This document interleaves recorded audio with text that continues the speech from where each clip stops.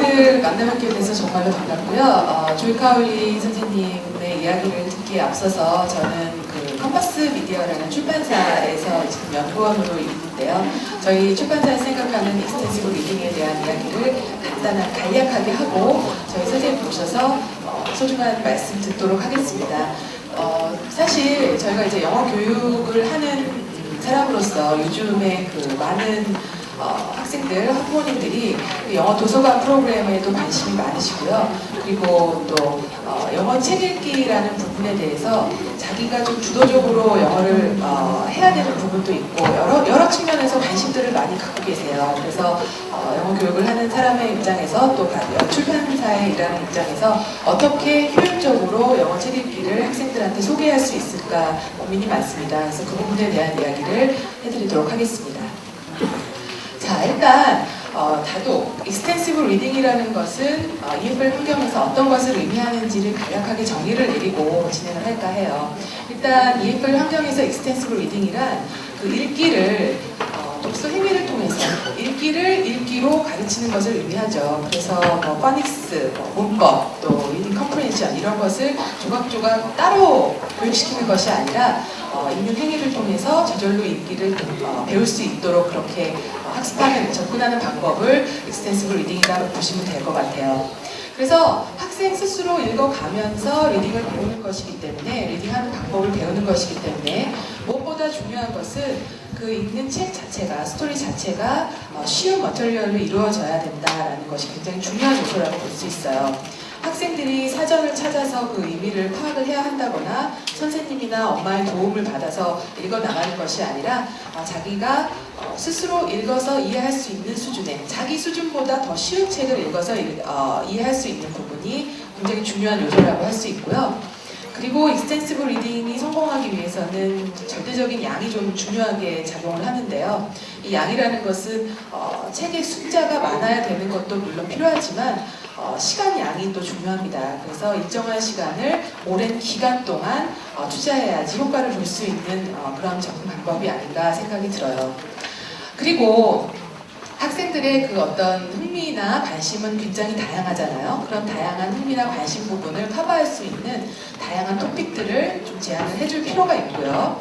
그리고 학생 스스로 느끼기에 이 책이 재미가 없다 이렇게 생각이 되면 책을 놓고 다른 책을 선택할 수 있도록 학생의 그 의사와 자기의 어떤 주도적인 느낌이 강하게 요구가 되는 그런 접근 방법이라고 볼 수가 있습니다. 이렇게 자기가 스스로 선택을 해야지만 유저가, 그 러너가 자기가 스스로 선택을 해서 자기가 주도적으로 좀 펼쳐나가야지 성공할 수 있는 프로그램이 익스텐시브 리딩이 아닐까 그런 생각이 드네요. 네, 선생님 도착하셨네요. 네, 그럼 계속 이야기를 해볼게요. 자, 익스텐시브 리딩을 해서 얻게 되는 어떤 이점은 사실 꼭 영어로 영어책 읽기를 해서 얻게 되는 이점하고 사실 모국어로 독서를 많이 했을 때 얻게 되는 이점하고 동일하다고 볼 수가 있습니다. 책 많이 읽어서 얻게 되는 그런 이점은 영어책 읽기에도 똑같이 적용이 되는데요. 그걸 좀 정리해서 말씀을 드려보도록 할게요. 무엇보다도 영어책을 많이 읽는 학생들, 책을 많이 읽는 학생들은 리딩 컴프레hen션 능력이 많이 향상이 되겠죠. 그런데 여기서 말하는 이 리딩 컴프레hen션이라는 것은 어떤 의미를 파악하는, 뜻을 이해하는 정도의 수준보다 조금 더 벗어나서 자기가 읽은 그 텍스트의 구조를 볼 줄 아는 그런 시야를 갖는 것을 의미를 합니다. 그래서 지금 읽고 있는 스토리의 흐름이 혹은 텍스트가 시간의 순서대로 이어가고 있다라든지 혹은 어떤 원인이 나왔으면 결과가 올 것이라든지 또 비교 대조면 비교하는 상대방이 나온다든지 여러 가지 구조로 이루어진 텍스트의 그 전체적인 시야를 볼 줄 아는 그런 어떤 전략을 얻게 되는 거라고 보시면 될 것 같아요. 그렇게 잘 읽게 된 정보를 잘 분류하고 정리할 수 있는 그런 전략을 가진 학생들은 자기가 읽은 정보를 또 종합도 할 수 있고 또 추론도 할 수 있고 또 자기 생각과는 다른지 같은지 비판적으로 사고할 수 있는 그런 데까지 확장을 할 수가 있거든요. 그래서 저는 이제 사교육 쪽에서 계속 일을 하다가 왔는데 책을 많이 읽은 학생들, 모국어로 독서를 많이 한 학생들이 지금 현재는 공부를 아주 잘하진 않더라도 나중에 좋은 대학에도 가고 또 여러 가지 학습평가에서 우수한 성적을 겪게 되는 것을 많이 봐요. 그 이유가 이것저것 배우지 않아도 많은 책을 읽은 학생들이 결국 정보를 처리하는 어떤 능력이 탁월하기 때문이 아닌가 생각이 들고요. 그런 것은 영어책 읽기를 통해서 습득되는 것과 거의 유사하다고 볼 수 있을 것 같습니다. 그리고 두 번째는 보캐블러리 레인지가 넓어지는데요. 앞서서 말씀드렸지만 익스텐시브 리딩에서는 어려운 책을 읽거나 자기 수준보다 어려운 책을 읽으라고 권하지는 않잖아요. 그래서 사실 모르는 단어, 새로운 단어를 접하게 되는 그런 방법은 아닙니다. 하지만 학생이 이미 알고 있는 어휘가 실질적으로 의미 있게 어떻게 활용이 되는지 그 어법에 맞게 어떻게 사용이 되는지를 볼 수가 있거든요. 그래서 자기가 실질적으로 알고 있는 의미 있는 단어가 어떤 레인지로 활용이 되는지를 충분하게 볼 수 있고, 또 아무래도 스토리에는 비유나 은유 이런 부분이 많이 나와 있기 때문에 그 비유나 은유의 어떤 의미를 유추하다 보면 굉장히 인지 능력까지 향상이 되는 그런 레인지가 늘어나게 돼요. 그리고 또 너무나 당연하게 다양한 픽션과 넌픽션을 읽다 보니까 백그라운드 지식도 점점 크게 되는 그런 장점이 있다고 볼 수가 있습니다. 그래서요, 결국 보캐블러리 수준이 높은 학생들, 백그라운드 노리지가 많은 학생들은 이해력이 또 높고, 이 두 가지가 상호적으로 또 순작용을 한다고 볼 수가 있더라고요. 그리고 이제 마지막으로 영어로 된 그런 책들을 많이 읽는 거니까 언어적인 그런 능력이 또 향상되는 것은 또 당연하겠죠. 제가 90년대 후반에 이쪽 영어 교육에 이제 일을 시작을 했는데요. 그 당시만 해도 영어 선생님들의 그런 어떤 그 역할이랄까 책임이 상당히 이 언어 자체에 대한 측면으로 좀 국한이 되어 있었어요. 그런데 지금은 상당히 그 어떤 역할이 확장이 돼서요. 학생 자체의 어떤 그 학습 능력이나 학습 기술 같은 부분까지 커버를 해야 되는 그런 역할까지 책임이 좀 커진 것 같고, 더불어서 그 책에 나와 있는 컨텐츠까지, 지식까지 전달해줘야 되는 조금 더 포괄적인 역할로 영어 교사들의 역할이 좀 커지고 있지 않은가, 그런 생각이 많이 듭니다, 요즘에는. 네. 그러면 이렇게 참 좋은 게 매직 카펫 같은 게 익스텐시브 리딩인데, 이렇게 책을 많이 읽히게 되면 아이들이 잘 읽는 학생들 같은 경우에는 이런 어떤 선순환의 고리를 겪게 되는데요. 학생들이 읽은 내용을 잘 이해하고, 그리고 뭐 잘하는 거는 언제나 즐겁게 할 수 있잖아요. 그래서 또 즐겁게 읽고, 또 즐거운 일은 많이 하고, 또 속도가 빠를 수밖에 없겠죠. 즐겁고 재밌는 일은. 그래서 빨리 읽게 되고, 많이 읽고 빨리 읽게 되니까 이해력은 더 향상되고 어휘력은 더 확장이 돼서 더 잘 이해되고, 이런 어떤 선순환의 구조를 겪게 되는 학생들이 저희가 이제 이상적으로 생각을 하는 것이고, 또 이렇게 오도록 좀 도달을 할 수 있었으면 좋겠다라고 생각을 해요. 하지만 대부분의 학생들이, 모든 학생들이 이런 선순환의 고리를 겪는 것은 아니잖아요. 어떤 학생들 같은 경우에는 제가 윅 리더라고 이야기를 하는데, 조금 읽기에 약한 학생들은 사실 어려움을 많이 겪습니다. 아이들이 읽은 내용을 잘 이해 못하고, 그러다 보니까 읽기의 속도도 느려지고, 그리고 어떤 사실 잘 더디게 진행되는 일은 즐기면서 하기가 참 어려워요. 그래서 즐기지 못하고, 또 많이 못 읽고, 많이 읽지 않으니까 실력이 향상되거나 읽기에 재미를 붙이기 더 힘들어져서 결국은 이런 악순환의 고리를 겪게 되는 학생들을 참 많이 보는데요.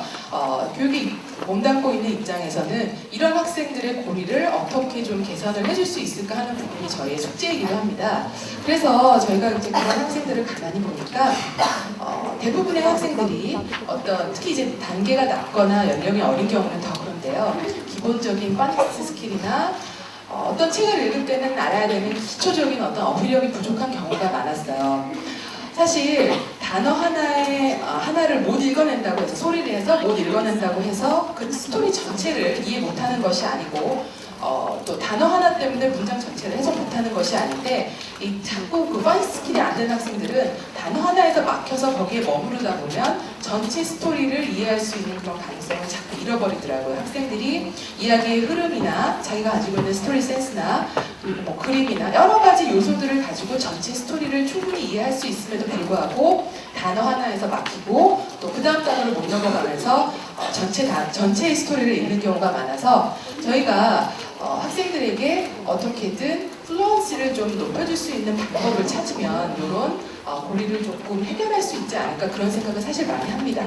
그래서 익스텐시브 리딩이라는 게 학생들의 스스로, 자기 스스로 이제 책을 읽는 그런 방법이지만, 어려움을 겪는 학생들에 한해서는 플루언시를 조금 키워줄 수 있는 그런 요소들을, 학습 요소들을 좀 많이 제안을 하고 있어요. 그래서 플루언시라는 것은 그 자기 단계에 따라, 레벨에 따라 다양하게 적용될 수가 있는데요.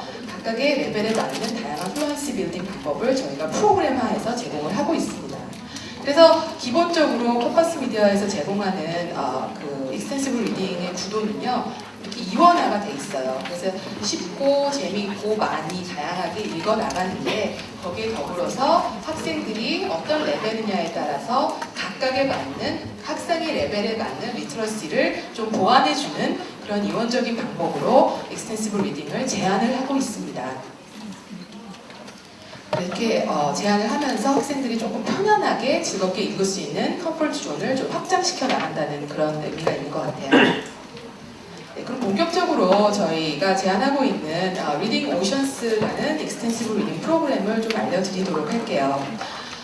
일단 기본적으로 저희는 아까도 말씀드렸지만 쉽고 많이 다양하게 재미있게 익스텐시브 리딩을 할 수 있는 리더스를 다양하게 제공을 하고요. 거기에 더불어서 각각의 레벨에 맞는 리터러시 요소를 연습을 시켜요. 그래서 오늘 이야기를 나눌 선샤인 리더스에는 나중에 제가 조금 자세하게 어떤 식으로 이제 리터러시를 훈련시키는지 조금 더 자세하게 보여드리도록 할게요. 그리고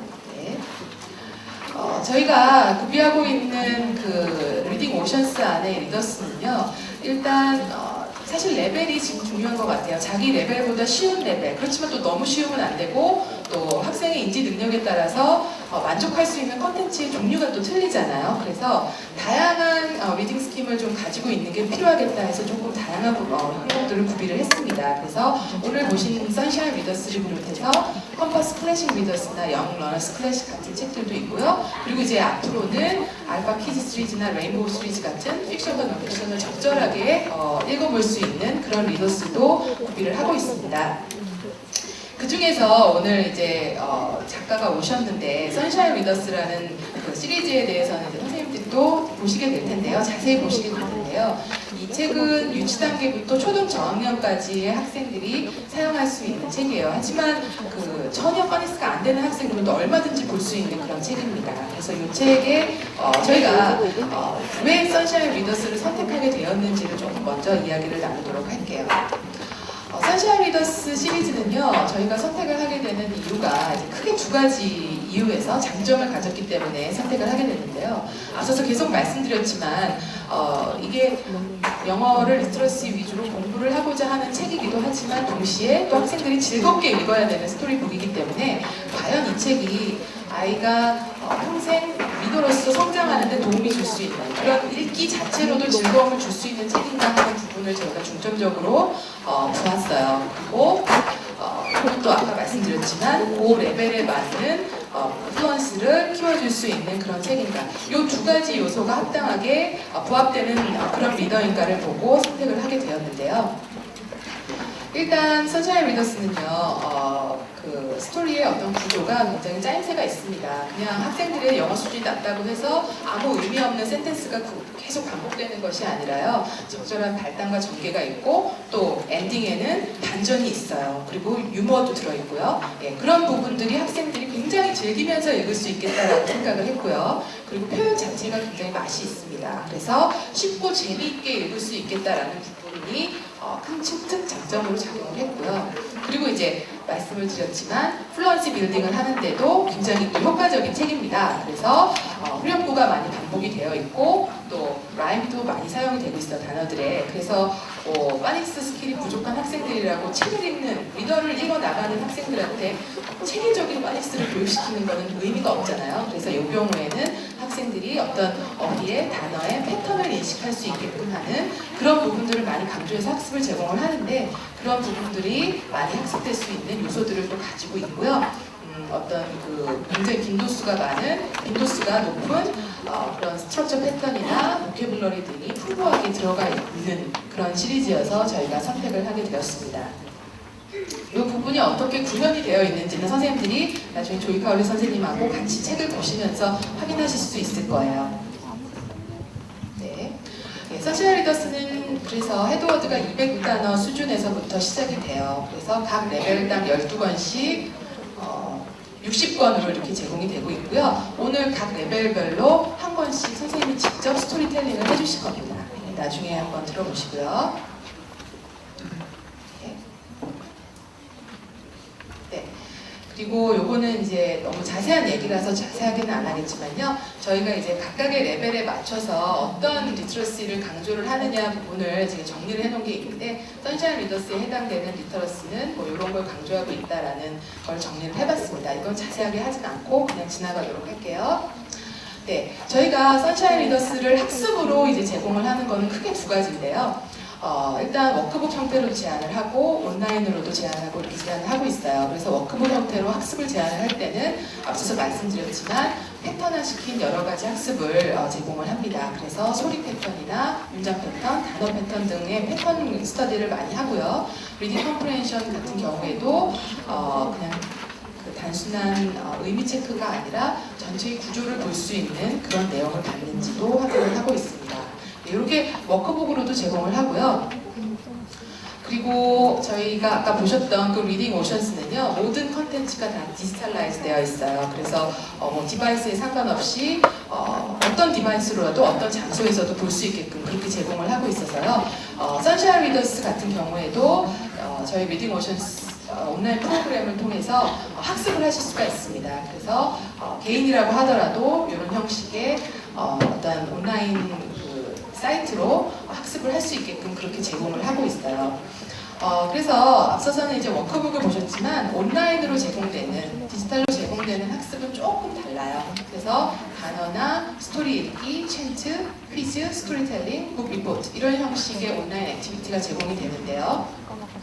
저희가 그 선샤인 리더스 단계 학생들한테서 좀 강조하고자 하는 것이 소리내서 읽는 연습을 좀 많이 시키고자 하거든요. 학생들이 책을 읽는데 조금 뭐 좀 동기부여 부분이 좀 약할 수도 있기 때문에 그런 부분들은 학생들이 자기 목소리를 스스로 녹음하게 해서 좀 재밌게 자기 목소리를 다시 들어볼 수도 있게끔 하는 그런 요소들도 좀 많이 넣었습니다.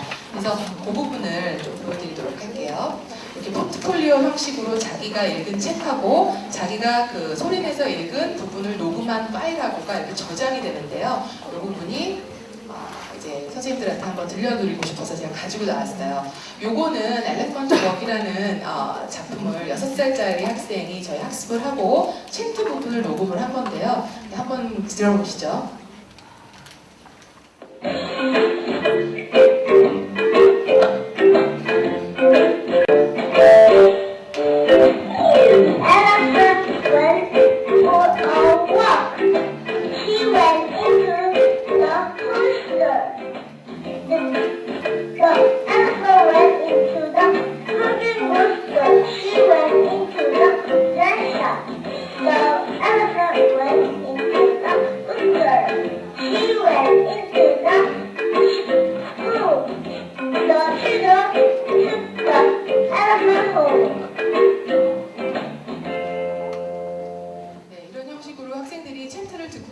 목소리를 녹음도 해보고 하는 형식으로 저장을 해놓으면 뭐 다른 어머니나 선생님들이 또 확인도 할 수 있고요. 본인이 원하면 다시 녹음도 할 수 있고 그런 프로그램을 제공을 하고 있어요. 그리고 두 번째는요. 한국에서만 계속 공부를 한, 물론 영어 공부를 꾸준히 해왔지만 초등학교 3학년 학생이 스토리텔링을 하는 부분인데요. 저희 프로그램을 6개월 사용했는데 정말 잘해요. 그래서 이것도 한번 초등학교 6학년 학생, 3학년 학생인데요. 그래서 한번 들어보시죠.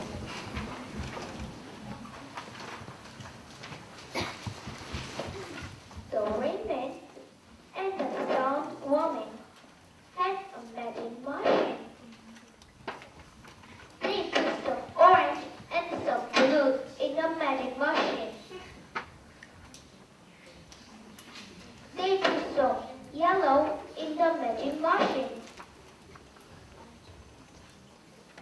They put some red in the magic machine. They put some violet in the magic machine. The rain man and the sun woman turned on the magic machine. And out came a rainbow. 네, 이렇게 학생들이 읽은 걸 보시면서 느끼셨겠지만 무조건 빨리 읽게 뭐 그렇게 저희가 유도를 하는 건 아니거든요. 의미 단위로 의미를 생각하면서 읽을 수 있도록 유도를 하고 화려하진 않지만 이런 애니메이션 부분들이 학생들이 굉장히 재밌어해요. 그래서 읽기 부분에 좀 흥미를 계속 유지할 수 있도록 많이 노력을 하고 있습니다. 네, 그러면 이야기를 조금 정리를 해서요. 제가 이제 하고 싶은 얘기는 이제 다 한 것 같고 조금 정리를 해서 말씀을 드리면 일단 ER 프로그램을 지금 기존에 어떤 리터러시를 하고 계신 프로그램에 접목시키는 게 부담스러울 수는 있어요. 그래서 그냥 ER만 한다 하면은 또 다른 뭐 문법, 파닉스 뭐 이렇게 걱정이 되는 부분도 있고 그래서 가장 이상적인 거는 지금 하고 계신 프로그램에 ER을 조금 시간을 두고 한 8대2 정도로 병행을 해나가는 게 어떨까 하는 게 제 생각이고요. 그런데 이제 앞서서 말씀드렸지만 가장 중요한 것은 자기 레벨보다 쉬운 레벨의 리더를 제공해야 되는 게 가장 그게 중요한 요소인 것 같습니다. 사실 쉬운 책을 읽는 것이 아이들한테는 꼭 마치 공부를 열심히 안 하는 것처럼 그렇게 느껴질 수가 있어요. 워낙에 그 영어라는 부분은 막 어렵게만 공부하는데 익숙해진 아이들이어서 그렇지만 쉬운 머티리얼을 제공을 해야 되고요. 왜냐하면 이 ER 프로그램의 목표 자체가 새로운 어휘, 새로운 문법, 새로운 스트럭처를 배우는 것이 아니라 알고 있는 그런 어휘나 어떤 단어들을 가지고 어떤 리딩 전략을 배우는 게 목표거든요. 그래서 의미 파악도 중요하지만 전체적인 구조를 볼 줄 아는 것, 또 인퍼런스하고 크리티컬 띵킹을 할 줄 아는 것 이런 것 자체가 목표이기 때문에 새로운 어휘가 많은 그런 머티리얼을 보여주는 건 정말 의미가 없습니다. 그리고 아까도 계속 강조를 했지만 어휘라는 것은 단어 하나를 새로 배우는 것이 아니라 그 단어가 어떻게 쓰이는지 실질적으로 스토리 안에서 어떤 은유나 어떤 이디옴, 관용 표현으로 쓰이는지를 볼 줄 아는 게 중요하고 또 어떤 컬러케이션으로 어떤 단어들이랑 같이 쓰이는지 그런 걸 볼 줄 아는 게 사실 더 중요하거든요. 이런 부분을 많이 아는 아이들이 나중에 발화 시기가 왔을 때 스피킹이나 라이팅으로 실질적으로 그 어휘를 쓸 수 있더라고요. 그래서 이런 부분에 레인지를 넓혀주는 것이 목표라는 것을 잊지 마시고 쉬운, 다양한, 재밌는 그런 책을 권하시는 것이 좋을 것 같다는 생각이 계속 들고요. 그리고 프로그램 운영하실 때 목표치를 딱 정해놓는 게 효과가 제일 좋더라고요. 그래서 이번 학기에는 5권 이상 읽자, 뭐 일주일에 1권씩은 읽자 해서 이번 학기 전체에 두고 12권 읽자 이런 식으로 목표를 딱 정해주는 것이 좋을 것 같고요. 그리고 학생 스스로 책을 선택을 하는데 혹시 다음 레벨로 읽어볼 수 있겠다라는 그 생각이 들면 조금 더 높은 레벨을 선택할 수 있게끔 해주시는 것도 좋을 것 같아요. 그래서 저희가 굉장히 멀티플하게 레벨을 나눠서 스킴을 짠 겁니다. 그리고 학생들이 혹시나 어렵다 그렇게 느껴지면 더 낮은 레벨로 얼마든지 내려갈 수 있다는 것도 여지를 많이 주셨으면 좋겠고요. 그리고 레벨이 높아질수록 사실 선샤인 리더스는 소리내서 읽는 연습을 많이 하는 책이에요. 하지만 레벨이 높아질수록 조용하게 꾸준하게 읽을 수 있는 리딩 타임을 수업 시간에 일부분 주시는 게 효과가 있지 않을까 그런 생각을 합니다. 이런 요소들을 가지고 커리큘럼을 운영하시면 좋을 것 같아요. 네, 그래서 저희가 사실 그 레셔널로 생각하고 있는 업구가 요 안에 다 들어가 있더라고요. 그래서 요걸 한번 같이 읽어보고 저는 얘기를 마무리하도록 할게요. 선생님들 요거 다 보이시죠? 리딩부터. 예, 그럼 같이 읽어볼까요? 예, 자 시작. Reading is the only way we become good readers, develop a good writing style, an adequate vocabulary, advanced grammatical competence, and the only way we become good spellers. 예, 정말 읽기를 통해서 많은 것을 얻을 수 있는 것 같아요. 예, 제가 오늘 하고 싶은 얘기는 여기까지고요. 저희 그 compass.com 컴퍼스 미디어 홈페이지 들어오시면 또 다양한 자료와 세미나 영상 들어가 있으니까요. 자주 방문해 주시고 저에게 궁금한 사항 있으시면 여기로 이메일 주시면 되겠습니다. 예, 경청해 주셔서 정말 감사드리고요. 선샤인 리더스의 저자이신 조이 카울리 선생님한테 저는 마이크를 넘기도록 하겠습니다. 네, 감사합니다.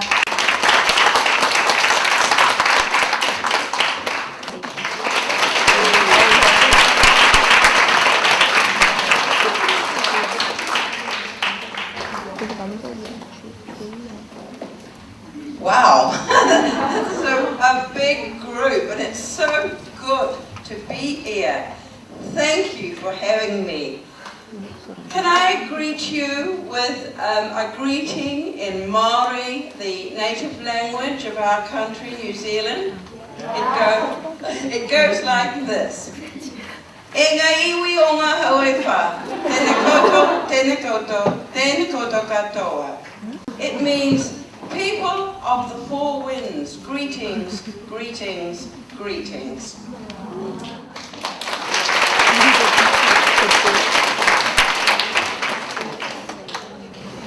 I'm going to divide this roughly into 3 parts. Normally a person would stand up here and talk about their qualifications as an introduction. I don't have any. Even that doctorate was granted to me. I didn't earn it. Well, it was on 30 years of research into reading that I got it, but it wasn't official. So all of my research, all of my experience, and all of my writing for children has come from children themselves. I have learned from children. So I'll talk a little bit about that, and then I'm going to talk about what goes into an effective early reading book. Because back in New Zealand, many people will pick up a little book that I've written and say, oh, anyone can do that. Not many words. There's a lot more than that to it. So, I'll start with a little anecdote of something that happened last year. And apologies to those of you who have heard this before. I'm going on for 76 now, and I'm getting absent-minded. I lose things. And I dropped my wallet in the street in Wellington, and I didn't know I had dropped it until I got home and my husband was talking to someone at the police station. My wallet had been handed in by an honest person. Well, I went back to the police station to collect it, but the police sergeant didn't want to give it to me. He had some questions to ask. He said, are all the cards in this wallet yours? I said, yes. And he said, write your name here. Now, most of my cards are in my married name. And my married name is Coles, C-O-L-E-S. So I wrote down C.J. Coles, my married name. He said, so they're not all yours. And then I remembered I had a business card in my own name, a Visa card, under the name J. Cowley. So I told him that. And he said, not Joy Cowley. And I said, yes. And he said, not the writer. And I said, yes. And then he started to laugh, and he jumped up and down saying, I'm the king of the mountain! I'm the king of the mountain! I'm the King of the Mountain was a book that I had written for Learning Media many years before, and he had learned to read it, and it was his favourite book. Now, the importance of that for me was not the recognition, but the way he changed from being a very stern and efficient police officer to being a little boy again. Pleasurable learning leads to pleasurable recall. I know that, but I saw that evidence in front of me. If children find a lot of pleasure in their learning to read, they will learn to love reading. They will be readers for a lifetime. But if the lessons of learning to read are dull and difficult, children can learn to read and learn to hate reading at the same time. All of learning takes place in an emotional context, and this is particularly so for children. The emotional context of my own learning was not pleasurable. It was during World War II. New Zealand classrooms were overcrowded, and for a number of reasons I was a very slow learner. I didn't learn to read until I was nearly 9. I didn't become an efficient reader until before my 9th birthday. The reasons for this, of course, were numerous. I had gone to 5 different schools by the time I was 7. And in an overcrowded classroom, teachers didn't have too much time to spend one-to-one with children.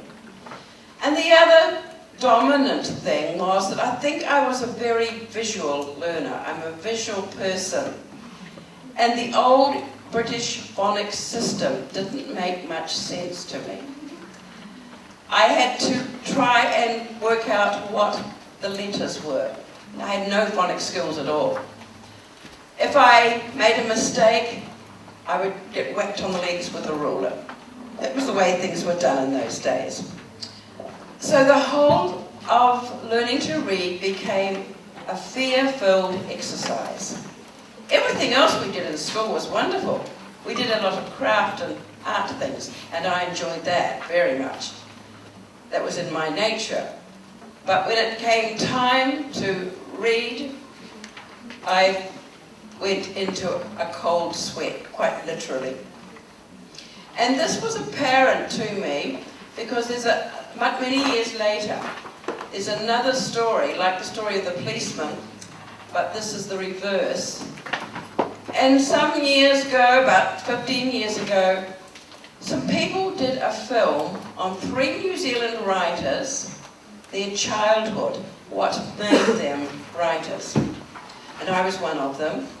They had a young girl as an actress who had played my part, and she was going to be the child struggling to learn to read. They wanted to know what book I was struggling with, and I could remember it well. It was the Whitcomb and Tombs Progressive Reader, Book 1. They said, we want to make sure we've got the right book from the archives. Is it all right if we fax through a couple of pages to you? So I said, yes, certainly. So they took photocopies of this book, and here was I, confident woman in her 50s, standing beside the machine, and these pages curled out from the machine, and when I saw them, I got a knot of fear in my stomach. It's interesting, isn't it? That emotions stay with us. That is one of the things which made me passionate about having entertaining and easy material for children learning to read. Above all, stories which had meaning. So in effect, children saw themselves as readers long before they actually were functional readers. The first book I can remember reading, just before I was 9 years old, was the story of Ping. We got that on the board? Yes. Some of you may know this book. It was published in the United States in 1934. And I was in a classroom where a library van had brought books into the classroom, and some of the children got big books. They got Alice in Wonderland, Winnie the Pooh, Treasure Island. I got a picture book. Now, I must have absorbed some reading skills, because I opened that book and read it and immediately entered a wonderful story. I ceased to be this little girl in a classroom. I was a duckling lost on the Yangtze River. I had these great dangers of being caught, nearly being killed, and then I got home safely back to my own houseboat. And I had that adventure in the safety of my desk and chair in the classroom. I didn't want the book to end, so I did what most children do when they love a book. I went back to the beginning and read it again. And I discovered that it was exactly the same with the second reading. You see, before then, all stories as such, had been oral, stories that were told to me. And when parents or relatives tell stories to children, the stories change each time, don't they? Little bits get left out, or other bits get added on. I discovered the constancy of print. I then, looking back now, it seems to me that then I became an instant and avid reader. And I know it didn't happen like that. I probably still struggled, but there was such a big change in my attitude to reading. I discovered that reading access story, and for children, story is empowering, and to a relatively powerless child, that was addictive. Well, many years later, as an enthusiastic reader and a writer, I had a family of my own. 4 children, and within 5 years. I was a busy mom. We were on a farm, and we milked cows too, so it was a busy time, but a lovely time. I had lots of energy. I was in my early 20s. It was a great time. And my children were like little ducklings around me. We were very happy. We had a house full of story, and 3 of the children related to story. They loved bedtime stories, and we made up stories about things in the house. But there was one child who did not relate to fiction or fantasy. When I was reading Charlotte's Web to the 3 children, the 4th one was down on the carpet playing with his cars, and he said, "That's not true, animals don't talk." He was a very practical little boy. And I was too young to realise that he needed a different approach to reading. He was a very left-brain boy.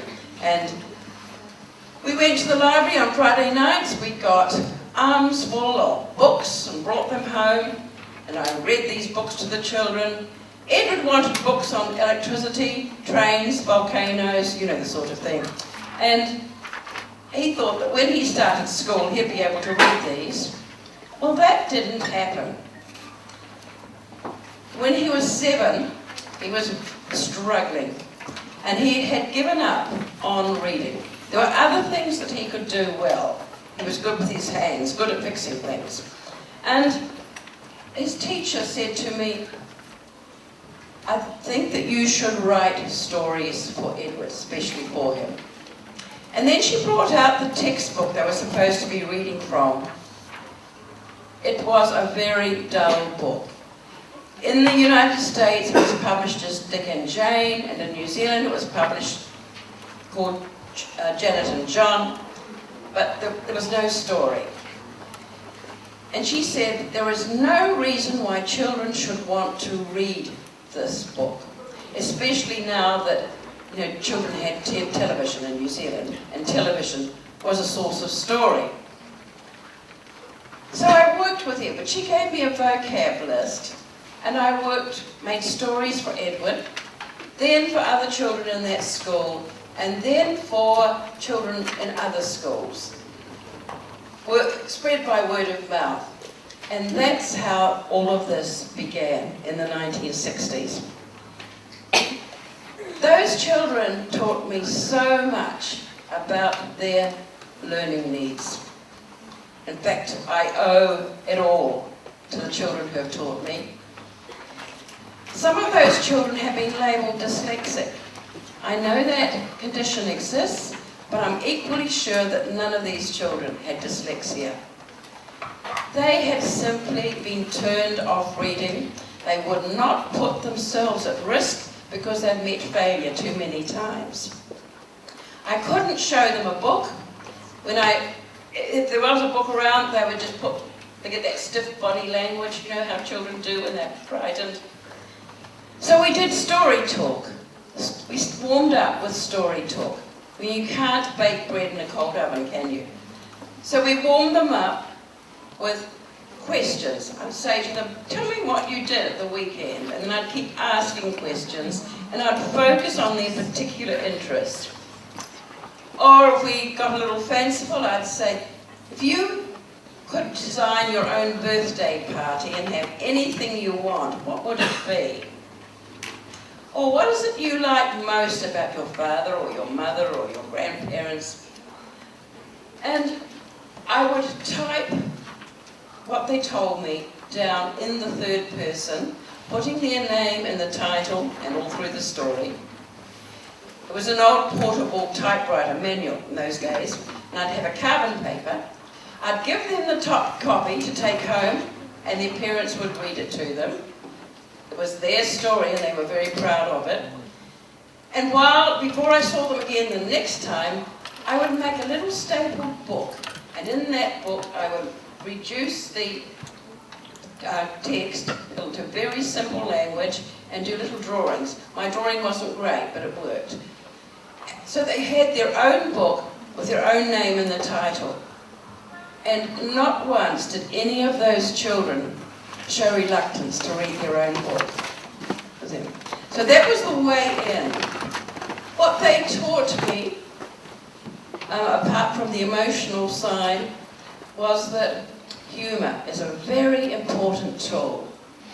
Children can't be tense when they're laughing. Neither can we. The film director Alfred Hitchcock, you may have seen some of his movies, he always put jokes in his films so people would laugh at the appropriate places, and that would release the tension. Then he would build the tension up again. So humour, yes, they needed humour in their books. The books needed to be positive, to affirm and love the child. There were no jokes at a child's expense.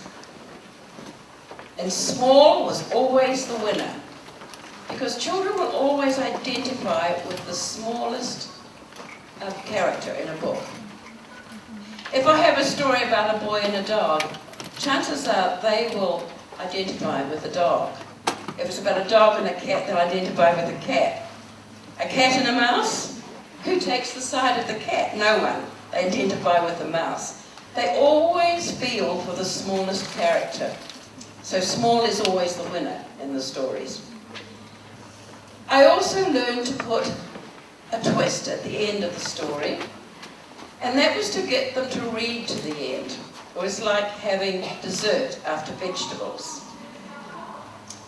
Well, this is in the 1960s, and into the 1970s I was doing quite a lot of work for schools. Teachers would ask for these stories, and they would make big books out of them.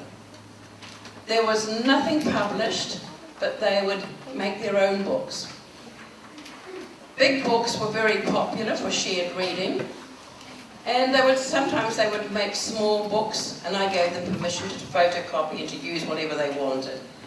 Because the reading system had not changed. In 1968, there was an urgent submission to the Department of Education for a change in the reading program.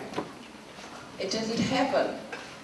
It was in 1978, 10 years later, that the Education Department brought a lot of writers and illustrators in for a weekend camp. We brainstormed, we wrote stories, we did pictures, and the whole idea was to get this new reading program started. Lots and lots of manuscripts came in from all over the country after that. Piles, stacks of them. And I was asked to help edit them. Finally, we had the basis for these books, but because there was a huge job involved in trialling with teachers, they were going to send these manuscripts out to every elementary school early reading teacher in New Zealand. So that was a big, big task to get evaluations. And they said that no books would be published before 1983, 5 years ahead. Well, teachers were getting desperate. So I had all this big collection of stories that our teachers had been using, and teachers wanted them published. And I thought, well, maybe it would be a good idea to publish a small bunch of these stories, say 16 or 20, so that teachers could use them as a bridging gap until the program came out. I I didn't think I could do it entirely on my own, and I asked a friend, June Melser, who was a good editor and teacher, she's a good reading teacher, and she worked as an editor, if she would help me with the editing. And we did it together. We got illustrators. We had to search the art schools for illustrators because established illustrators had never heard of 16-page books. That was unheard of. Picture books were 32 pages, and they were very suspicious of this. So we eventually got these books out in 1979, but my plans had been that we would publish them ourselves, and June had told me that we couldn't do that because she was committed to a young Auckland woman, Wendy Pye, who was wanted to publish reading programs. I went up to meet Wendy Pye, and I was very impressed with her energy and her desire that children should have good books. What we had wanted was that we'd get away from the textbook appearance, and we produced lovely little picture books that had trade book quality. And that's how Wendy's first reading program came out. We called it Storybox. It was successful not just in New Zealand, but all over the world. And it grew by demand. People wanted more, more, more. So we kept on doing it. And at a certain stage, Wendy separated from that company. She was actually dismissed by people who found it very hard to work with someone as successful as she was. I mean, if you are in a board of directors meeting, and all the directors are elderly to middle-aged gentlemen of the old school, and you're a young Australian woman who tells them that they're all dead from the neck up, you're going to make enemies. And one day they marched her out, and that was the day that Sunshine was born. Because immediately her staff, her illustrators, and certainly me as I was her main writer, we left with her, and Sunshine was established, Wendy's own company. So instead of growing in that sort of lumpy way that Storybox grew, a batch of books here, and another batch, and then another batch, and another batch, Sunshine was planned over, actually it was eventually 10 levels that we did. And it was great, greatly entertaining. It was a busy, busy time for me because all of the manuscripts I had tested in schools. I know publishers don't have time to do that, and I believed that I needed to do that. So the manuscripts went to teachers, and I also took them into schools myself. I could never be absolutely sure that a story worked until I actually trialled it with children. I remember going into one school in a small country town, or it's a small city actually, in the South Island. I had 4 manuscripts, and these were for children about 6 or 7 years of age. 2 of the stories were okay, they got through. One story, it needed editing. I needed to rewrite it. It had a flat patch in it. But the story that I liked most, it was a little message story. It didn't get any reaction from the children at all. They obviously were not interested. So I thought maybe I could rewrite it, and I asked them, what's wrong with that story? And the boy in front of me didn't even put up his hand. He said, it's boring. I said, which part of it is boring? He said, all of it. And he was right. It was a story from an adult point of view, and it didn't connect with the children. So, and since then I have seen a number of books like that. Good stories, but they contain messages that adults want children to take on board. They don't necessarily relate to where the child is at. So that's how Sunshine came about. Wendy Pye and I are still very good friends, but she's doing electronic material these days, and that's not my field. So we always get in touch 2 or 3 times a year and talk about the good old days when we started Sunshine. I'd like now to talk a little bit about a part, I think, which is important to you, about what goes into early reading books. One of the other bits of research I did, not just trialling manuscripts, I used to go into schools and ask children 7, 8, 9 years of age how they felt about certain things when they were 5 or 6 or preschoolers. There's no point in asking 5 and 6-year-olds how they feel about things, because they're not reflective. They can't answer. But ask older children and you will get accurate answers. So that was very useful, finding out what children liked, what they disliked. I would have thought that 5 and 6-year-olds, the worst thing that could happen to them would be bullying, or being punished for something they didn't do, because children have a very strong sense of justice. It actually wasn't. By far the worst thing, they said, was being laughed at. I thought that surprised me. I wouldn't have guessed that. They wanted to be taken seriously. They had their own authority. And when they said something to adults and adults laughed at them, that was the worst thing that could happen to them. Well, what have I learned over all these years that makes an effective early reading book? Let's look first of all at text. And I'll consult notes here so I don't leave anything out. We know from research that the brain resists fragmented information. It's difficult to learn language through bits of language that don't make sense. So writing for meaning, having story is very important from the very first books that I do. We can learn to decode and pronounce a foreign language. We can learn to say the words correctly. But if we don't have a clue as to what it means, the whole exercise is not worthwhile.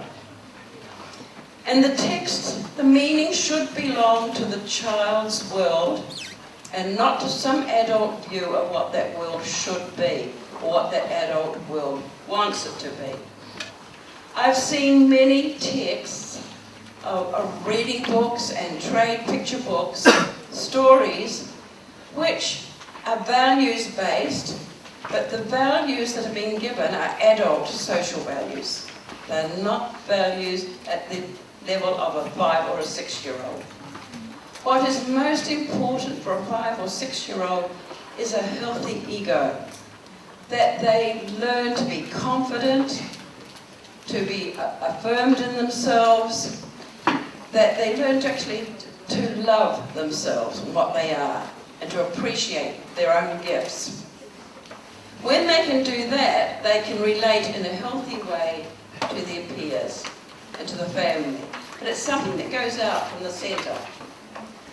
And by the time they're 11 and 12, that's the time for social responsibility, when they are looking out beyond their immediate environment for a wider outreach. Entertainment. It's my first duty, to entertain them. Everything else fits into that intention. Adults don't read dull and difficult books by choice, do we? No, not unless we have to. But we sometimes expect that of children. Story. Even non-fiction needs story shape, a good rounded shape, beginning and a middle and a satisfying ending. Fiction needs plot, and plot is what happens in a story. If nothing happens in a story, then there is no story. Illustration will support everything that happens in the story. So there shouldn't be more than one action on every page, because two actions can't be illustrated on a page. Respect. I've touched on this already, that the book should respect the child as a person in his or her own right, and not someone who is simply adult investment. Many stories do not respect the dignity and the authority of the child. Some have a dumbing down effect. They instruct children in something that they already know. I've seen books about nature that are telling children things they already know, like the rain coming from the clouds and a rainbow coming out for a storm. This is instructional, but all the children know it. And traditional stories often introduce a little boy or a little girl. Have you read stories, Once There Was a Little Boy or Once There Was a Little Girl? And do you know of any child who ever thought of themselves as little? Little is always a younger brother or sister. And I really don't like books that have jokes at children's expense, that have children having problems and adults solving them for them, and that call children derogatory names like rugrats and ankle biters. That makes me angry when I... And of course, I mentioned empowerment. That's important. Humour is important. And it needs to be age-specific. A story for a 5-year-old will be very different from a story for a 7-year-old. The humour will be different. You know, I've had people say to me, why don't you get back to real writing? Because I started out writing adult novels. And I have written 7 adult novels and a collection of short stories. But people want more than that. And they keep saying, why are you still doing this children's stuff? And this is the real writing. This is as real as it gets. And actually, it's more difficult to write for early reading than it is writing for adults. If I write for adults, I simply write for myself and my peers. It's lovely. I just fly on the wings of language. I can say what I like, and it's great fun. If I'm writing for children, I have to stay within the child's... But I have seen very short stories, 50 or 60 words, which are more difficult than Dr. Seuss's Green Eggs and Ham, which has 800 words. So the trick, of course, in the language is we know that the illustrations will show us the nouns and most of the verbs and the adjectives, but it's the heavy-duty service words that can only be learned in context and by repetition. Natural language. It's important to be aware of the conversational language of the children for whom the text is intended. Natural language will be meaningful to the reader. I have seen several manuscripts, well, that first level reading series, and when I was doing some editing last year, they had the construct I see the on each page, with a different object on each page.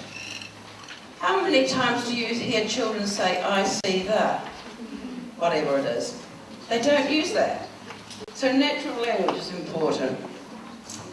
Dialogue is important.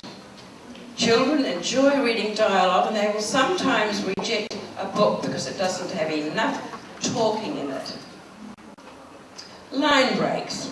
Now this is important. I'm wondering if I can have a little bit of on a bit. So let's go to one that's got a number of lines. What about Mr. Whisper? Can we do that? How's our time going? Because we don't want to keep you for too long.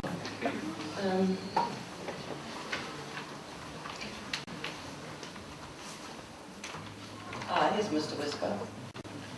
Look, we'll just run through a book. Now this is at level 5, that's the upper level. It's for a fluent reader, so there's not so much repetition. illustration, there's a range of vocab, still simple, but there's a whole range of words that have been introduced at earlier levels, and also I'm styling different sentence structures and different punctuation. I always start a book, no matter what the level is, I start on the cover with the illustration. I do illustration briefs with the illustrator. And here we have a childlike character, Mr. Whisper, who's drinking from a big blue cup. He's up in a tree. Why? Because he's childlike. And on the title page, if you can see it, what's happened? He's dropped his cup and it's broken. And he's looking very dismayed. So there we are, into the story, and the child is engaged with the story before we get to the text. I think that's quite important, to immerse the child in the story before the text comes up. Mr. Whisper broke his blue cup. He went to the cup shop. "Do you have a blue cup?" he asked in his whispery voice. "Louder, I can't hear you," said the woman. Mr. Whisper asked, "Do you have a blue cup?" "Louder, I still can't hear you," the woman said.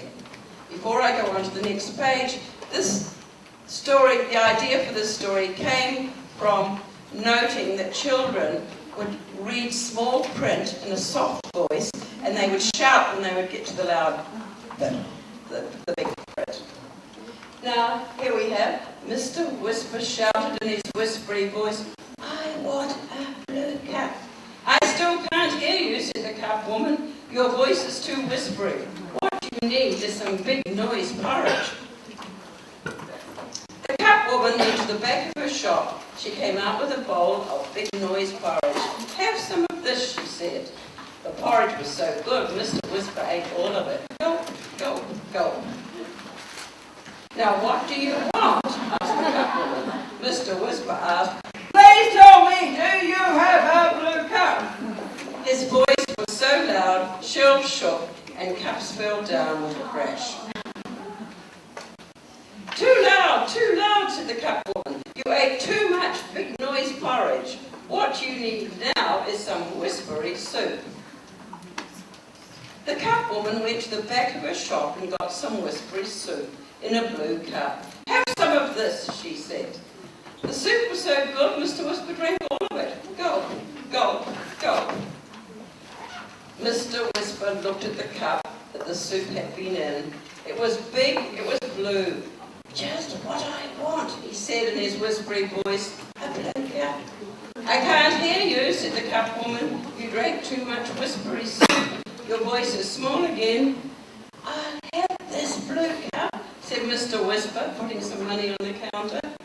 "Louder," said the cup woman. Mr. Whisper smiled. He went out of the shop and went down the road singing, "I've got my blue cup, I've got my blue cup, I've got my blue cup," trying to get repetition of heavy-duty service words without it being boring. You have to be tricky about this. Now, I'm going to go back to the beginning of this, if I may. This will do. Line breaks. Let's come back to line breaks. I've watched children and timed them reading. I suppose we've got a 6-year-old who's not a confident reader. She's still being guided with her finger. She reads each sentence. She reads it like this. Mr. Whisper broke his blue cup. And then she stops. That's as much as you can read on one breath. She takes a deep breath and she tracks back to the beginning of the next line. He went to the cup shop. Do you have a blue cup? He asked in his whispery voice. Now, if the line breaks are in the wrong place, we could get this effect. Mr. Whisper broke his blue cup. He went to the cup shop. Do you have a blue cup? He asked in his whispery voice. You see what I mean? Meaning is lost if the line breaks are in the wrong place. So the line breaks need to be for meaning. They need to have a natural pause to allow the child to hold meaning while they track back to the next line. The other thing I would like to mention is particularly with the, we are going to Spider Spider. I'm not going to read it, but I want to show the illustrations. Thanks, Jessie. Illustrations. Sometimes illustrators want to put a lot more in the illustrations. They want to make lovely art pieces out of the illustrations. But illustrations need to show no more and no less than is required for meaning. The illustrations give the clues to the words the children don't know. Spider, snail, spider, butterfly. No other characters. And we set up the story again at the beginning. There's a spider, he's after the butterfly. The spider's now after a snail. He's not going to get either of them because the butterfly will fly away and the snail will go into the shell. So the spider is still hungry when we do the text. Next one. Oh, good. B, B, come to tea. No, no, spider, not me. We can't have any more characters. Can you see all right? Or am I in the way? We can't have any more characters than that in those pictures. Because if the B, what's that? Oh, that's that. Yes. We already have the spider. That's the B. And in this story, of course, there are lots of insects, and we did have to get an illustrator who did realistic looking insects so children could learn the names of these insects. That was an added teaching point. But that's why some of the illustrations seem to be a little bare, particularly at the lower levels. It's because we can't have anything extra put in. If I had some extra bugs in the background, children would want to know where they were in the story. I'll just have a quick look to see if there's anything else before we have some questions. Oh, I usually use decodable language, what the Americans call decodable language, and that's very sensible.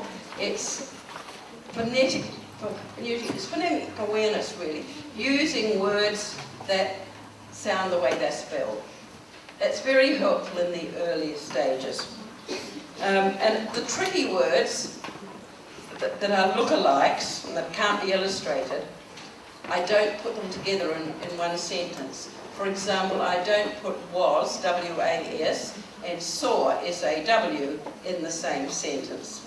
And the same awareness goes for there, T-H-E-I-R, and there, T-H-E-R-E. I don't put those two in the same sentence. Gender specific. Girls will read books about boys, but boys aren't interested in books about girls. Now that's a sad fact, but it's true. So we have to acknowledge that.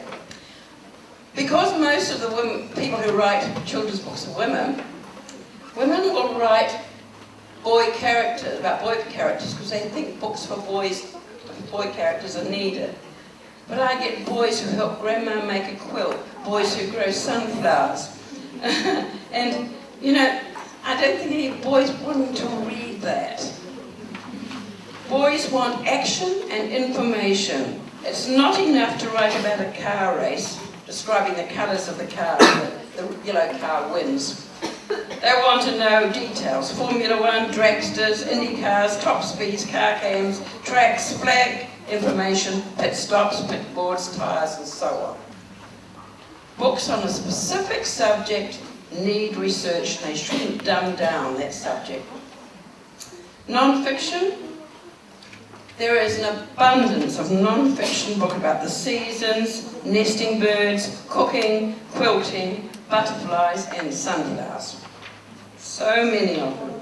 While many girls will enjoy these, there's not much out there for boys. There needs to be more non-fiction books that are high interest and action-laden. Action is the key word for boys' books.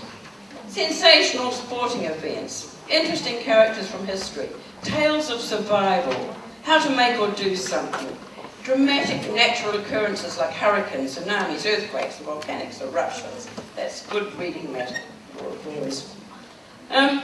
Just a note about illustrations. An illustration style needs to be child-friendly. We get artists sometimes who do very sophisticated, arty styles, and they might work for older readers, but not at the early level. Pictures should be warm and friendly without being sentimental. Children need to see faces. They get nervous about the backs of heads in illustrations. There's something atavistic in us, it's something quite ancient, that we need eye contact. We need to see faces. So, and particularly so for small children. What's the first thing small children draw? A round face. Then they put eyes in and then a mouth. And sometimes then the arms and legs will come out of the face. The face is very important, and that continues to be so in early reading. And an entire character needs to be shown in an illustration.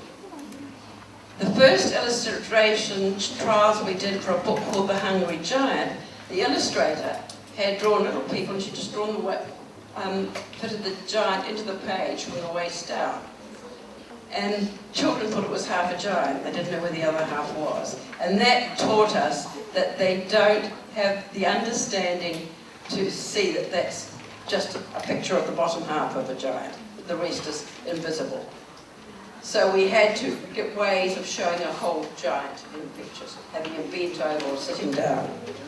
And the same, you know, with tall animals like giraffes, you have to have the whole creature in. I think, left to right movement in pictures too. You'll notice here that there's left to right movement all the way through. Same with Mr. Whisper.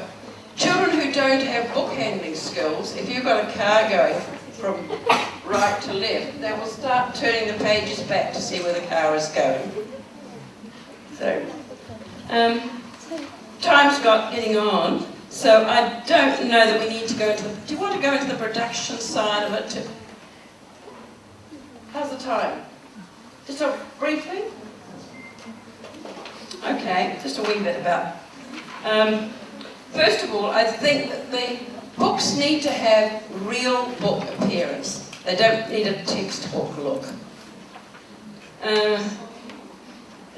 Children will sometimes say that school books are not real books. And they're talking about the textbooks, which are cheaply produced, where the illustrations are of poor quality.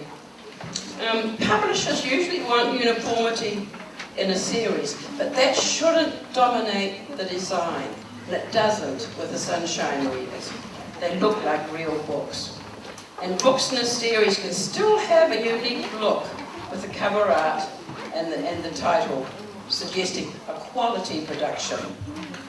Print size. Print that is too large or too small creates difficulties for the new reader.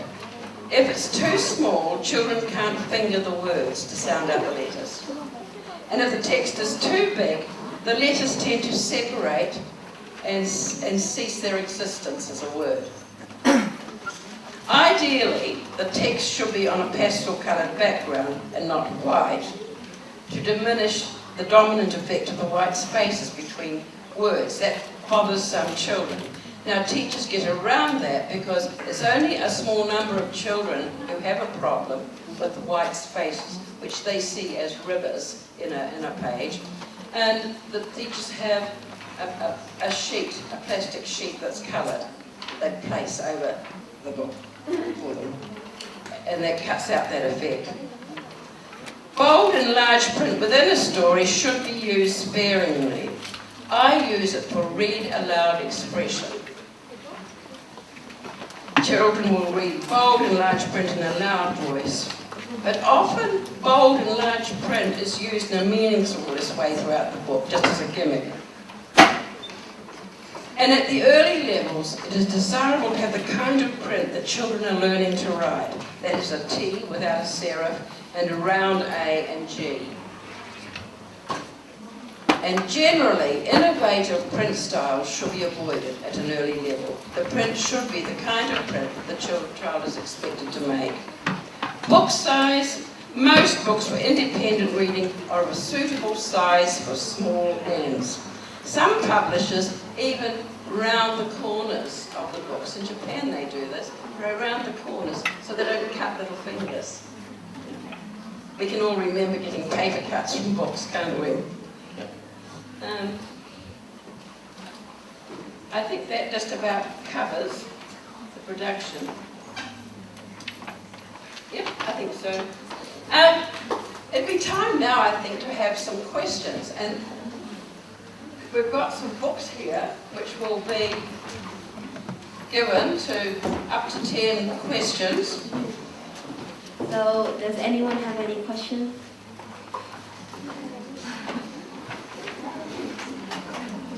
Yes. Can we get the Microphone? microphone? Is there a free...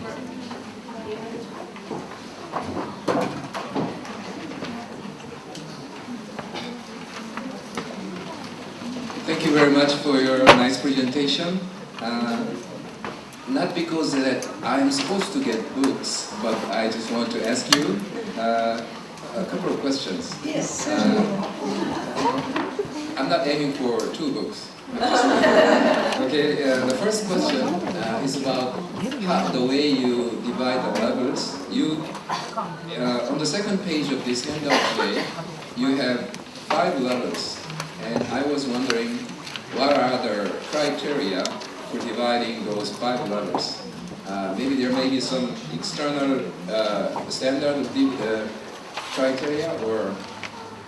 I worked to a strict vocab, and based on the old Dolch vocabulary of the 100 most used words. I got that initially from a teacher. When I looked through it, I saw that it probably didn't apply to children. For example, children, 5-year-olds, very rarely use should, would, could, subjunctive. But the word love, which children use a lot, wasn't in the list. I later found out that the list was taken from business letters. So I took a tape recorder into a preschool and just taped children talking. And I amended that vocab. And then I went further and divided into levels. The most frequently used words, and then the less frequently, and so on. And that's how I built up the grading system for the stories. And originally, there were about 300 books over 10 levels in the Sunshine Program. Campus now have 80 books at more or less at the earlier levels. But there's not, vocab is not the only thing. Also, there's also syntax, sentence construction. I don't use any contractions at the very early levels, but up at level 5 I start using contractions like won't and can't and I'm. I shouldn't occupy too much time for this question and answer, but as a follow-up question, as you mentioned, we don't strictly resort to only the vocabulary level. We have to consider syntax, etc. That's right. Yeah, but as you said, contraction is a kind of a mind-boggling issue, because in actual talking situation, we don't rarely use the full form, or rather we use contracted form. Yeah. So, do you think using contracted form is a better way, or which way is better? Instead of do not or don't. I think that children need to know what the full form is, because that is sometimes used, the formal. And then they can understand the contracted form. It would be difficult to do it the other way around, I think, because then they can understand how the word is condensed. Does that make sense? here? Kind of. But I'm very easy about that. This isn't, it's not a strict, you could say, someone says, I cannot do this, and you say, what's another way of saying this? I can't do this. Maybe I should not ask you any more questions. Well, to someone else. No, it's just that this is for children. The series was written for children who have English as the first language. Oh, you've got a book. I forgot to mention I'm sure you'll have someone to give it to. I forgot to mention there's Dr. Joy Cowley's autograph, where you can get an opportunity to get her autograph. Yeah, I was happy to. If you have a question, please come up here. Oh yes, if you come up, we don't have a roving microphone, unfortunately. Can I just stay here? You were talking about television as a source of story for children. So, I mean, a lot of children watch a lot of television these days, so how do your books compete with television? I once did it, I didn't bring it with me either, but I often carry around a survey I did for children with what's the difference between story from a book and story from television. And there were lots of interesting comments in favour of a book. Mainly it comes back to a book being a friend. There's no advertising, no one can change channels on you, and if you put a book down, when you come back to it, you go back to the same place. There were lots of things, and you can read a book anywhere, you can read a book up a tree. There were lots of positive remarks, but the last one I liked most of all, and these were children I might add, they were 8 and 9 and 10, but I did the survey. With a book, you make your own pictures. I thought that was good. They were reading big books. Yeah. I think books will survive.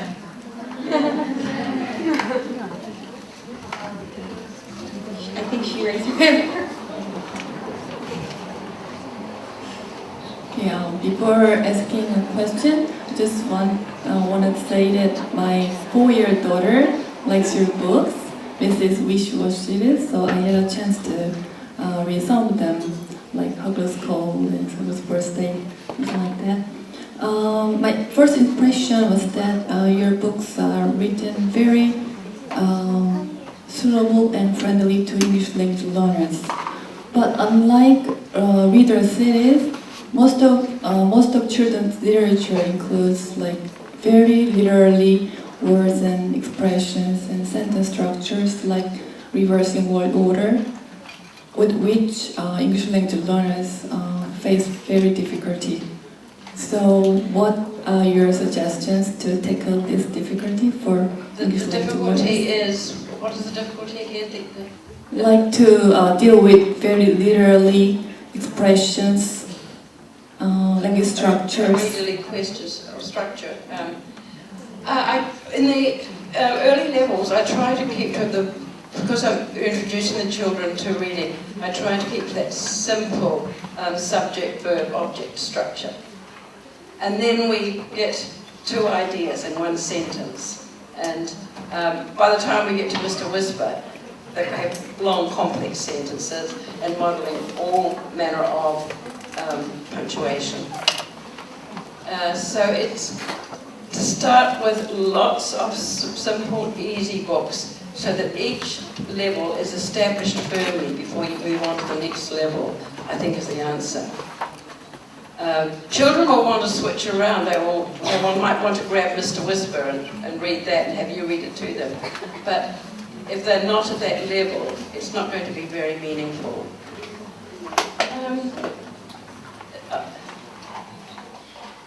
Would someone like to talk about that? Hey, how do you feel about talking about it?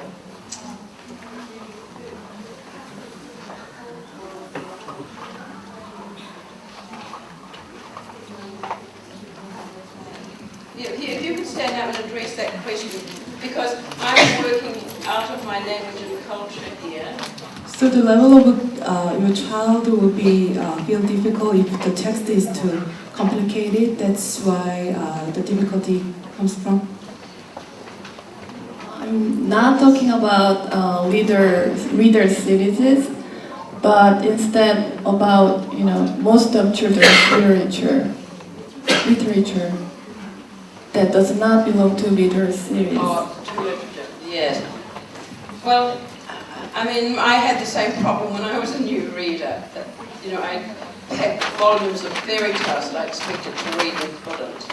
So it's gradually a building up of skills. The difficulty arises when it's an older child, 11 or 12, who is learning English for the first time. And these books are designed for very young children. So they feel that the stories are not appropriate for them, are too childish.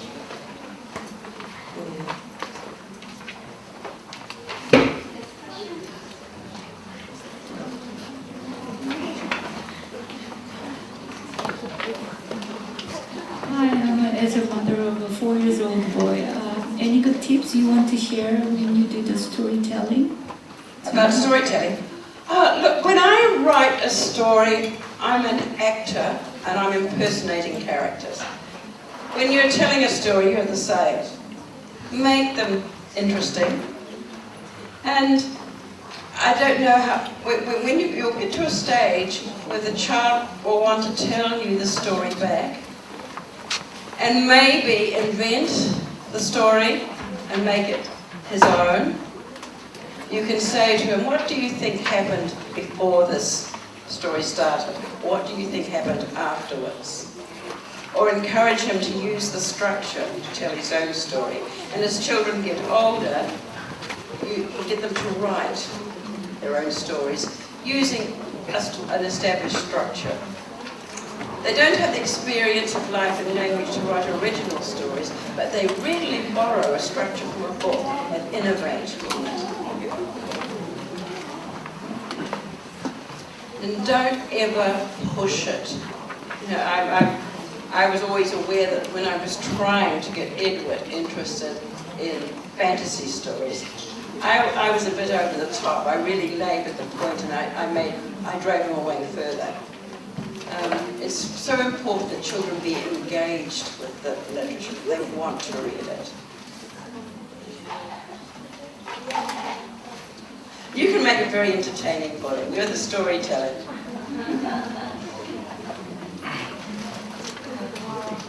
Any other questions, or it might be on the long question?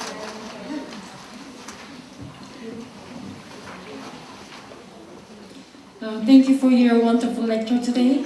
I'm very honored to see you today because I have a lot of your books at home. I'm an elementary school teacher, so I have always a problem with my students. When I teach 5th and 6th graders, I wanted to use storybooks, but their English level is very low, so they can't even read Hungry Caterpillar, but their cognitive level is very high. So when I read some picture books, they think it's very childish, so they are not willing to read. So it's really hard to choose the books for that kind of students.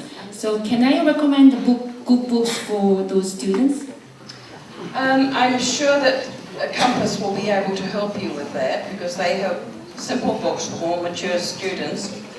This is a problem. I mentioned to the parents this morning someone had the same problem with an 11-year-old who found these books very childish. Well, of course they are. They are at the level at a young child's experience. Years ago, I was asked to do an adult reading program, and it actually started working about the same levels for adults who couldn't read. This is back in New Zealand. And I based it on sensational news, great sporting events, stories of heroes, stories of accidents, stories of great ships. Titanic was in one of them. This was years ago. And it was great, so it was very simple, and the stories were built up, and the vocabulary was built up. A lot of engineering goes into these. And I couldn't sell it anywhere. No one would take it. Do you know why?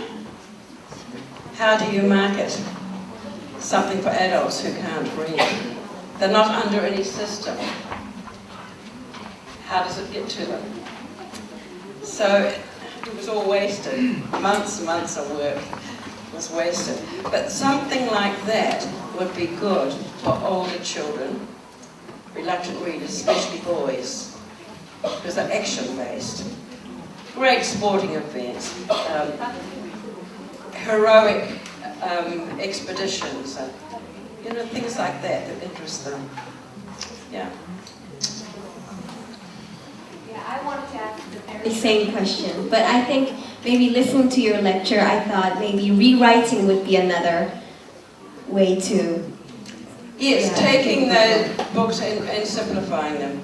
Like you did to your son. Yeah, one more question.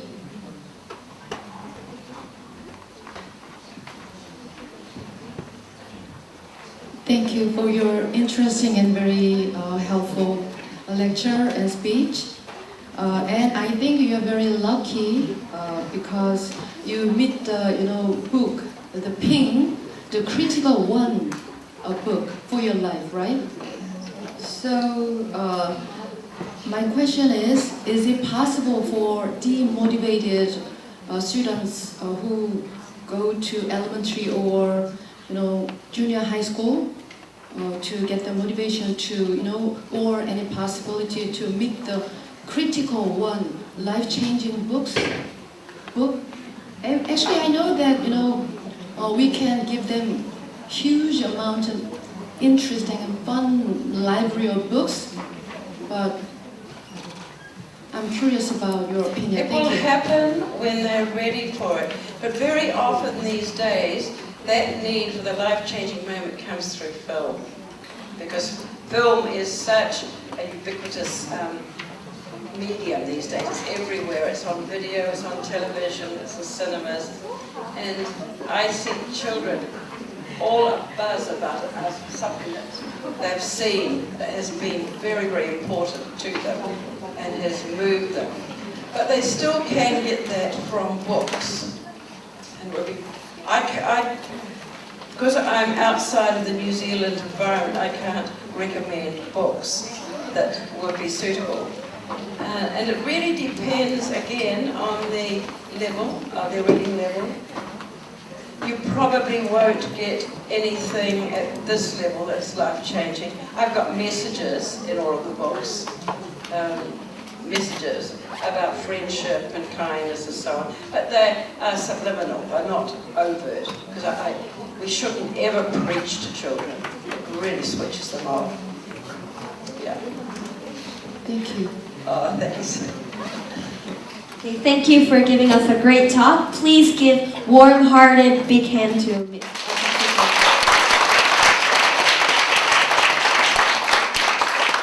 And if you got a book for asking good questions, you can come to Dr. Jolie after and get an autograph. But I'm first. I'll sign it for you, all right? Yes, I'll be happy to do that. Yes, to appreciate your great talk, our Professor Harry Kim, who is also chair of Department of English Education, would like to present you appreciation plaque and also a souvenir.